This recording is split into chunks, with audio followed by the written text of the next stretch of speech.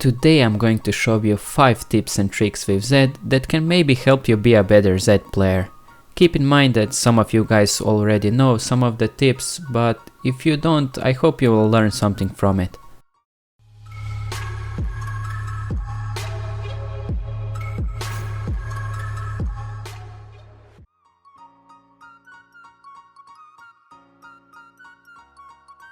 Usually you want to max Q first every single game with Zed, but there is a time where you want to max E first. Against some champions there is no use maxing Q first because it's really hard to hit them. For example, against Yasuo, it's much better to max E first because he can win wall your Q or dodge it with his dashes almost every single time. But when you max E first, he cannot dodge that damage. Maxing E against champions who have a lot of dashes like Yasuo, Akali, Irelia and so on is always a good strategy if you want to kill them easier in a 1v1.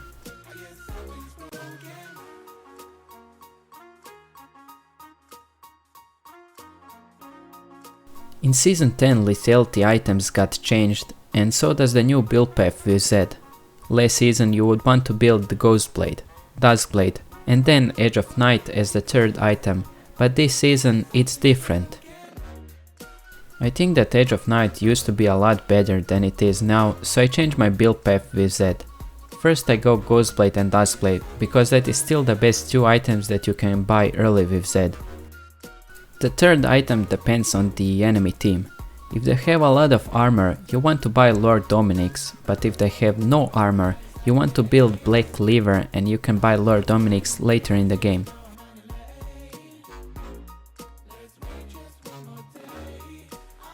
There are many rune pages that you can use with Zed this season, depending on the enemy team comp and what playstyle you prefer as a Zed player. This is the rune page that I use most of the time. Most pro players use this rune page and it's overall pretty good. If you play against mages like Seraph or Syndra, you need boots early to dodge their skill shots, so a rune page like this would be better. Also, it gives you better burst potential later in the game. If you struggle against some champions with Zed like Irelia or Yasuo, this defensive rune page might be for you. It is also good to take out turret platings. And last but not least, if you want some extra energy and attack speed, this rune page is for you.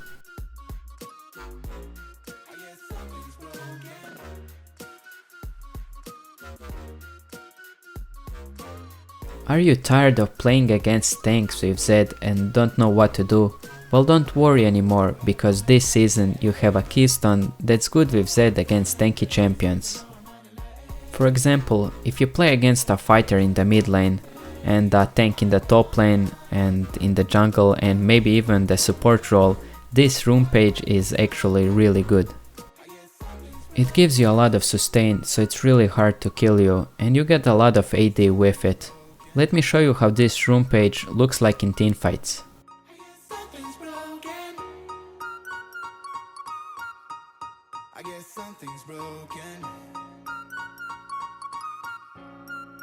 Something's broken.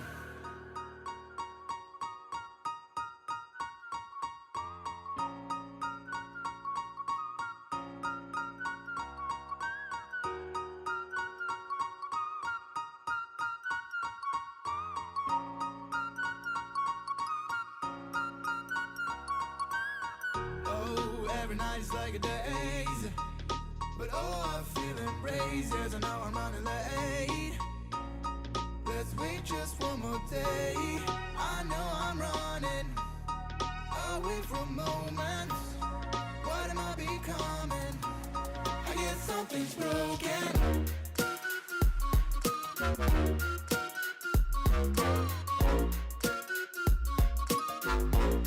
I guess something's broken.